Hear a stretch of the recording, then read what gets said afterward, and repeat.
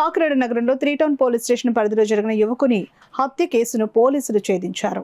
ఈ సందర్భంగా 3 town police station ఆవరణలో ఏర్పాటు చేసిన మీడియా సమావేశంలో సీఐ కేవీఎస్ సత్యనారాయణ పాల్గొని కేసు వివరాలు వెల్లడించారు. ఈ సమావేశంలో SI Satyanarayana Chowdary, ASI Srinivas, head constable Satish, constable Murali రాజులు పాల్గొన్నారు. ఎవరు డెడ్ బాడీ అనే యాంగిల్లో తర్వాత పోస్ట్ మార్టం అయిన తర్వాత డాక్టర్ ఒపీనియన్ మీద ఇది మర్డర్ అని మేము నిర్ధారణ ఇచ్చి దీన్ని 302 ఐపీసీగా కన్వర్ట్ చేశాము. ఆ తర్వాత ఇతను ఎవరు మర్డర్ చేశారనే యాంగిల్లో మేము వెరిఫై చేయగా ఈ 3 మెంబర్స్ ఈ మర్డర్లో ఇన్వాల్వ్ అయినట్టు మేము గుర్తించాము. ఒకటి కుంచె ప్రభుతేజ, ఇంకొకరు కుంచె నాని, ఇంకో ఆమె పెరుగు అంజలి కేర్ ఆఫ్ అలియాస్ రాణి, పెరుగు అంజలి అలియాస్ రాణి. వీళ్ళు ముగ్గురు కూడా ఈ హత్య చేశారని మేము నిర్ధారించాము. ఈ ఎవరైతే డిసీజ్డ్ ఉన్నాడో చనిపోయిన వ్యక్తి ఈ ఏ1 అయిన కుంచె ప్రభుతేజతో ఉండేవాడు.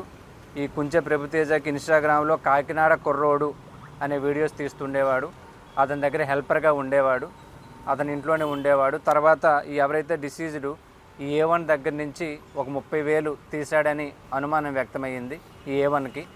తర్వాత అతన్ని అడిగారు, అతను ఇవ్వలేదు. అది కోపం పెంచుకొని వీళ్ళు ముగ్గురు కూడా ఇతనిని ఎవరైతే డిసీజ్డ్ని ఏదైతే మసాలా దంచే కర్ర ఉంటుందో దాంతో అదేవిధంగా ప్లాస్టిక్ గొట్టం వీటితో అతని మీద దాడి చేసి ఆ తర్వాత ఫైనల్గా అతన్ని గొంతు నిలిమి హత్య చేయడం జరిగింది.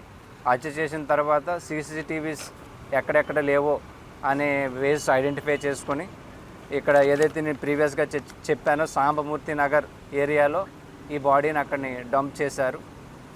ఈరోజు వాళ్ళ ముగ్గురిని కూడా మేము అరెస్ట్ చేయడం జరిగింది, జ్యుడిషియల్ రిమాండ్కి పంపిస్తున్నాము.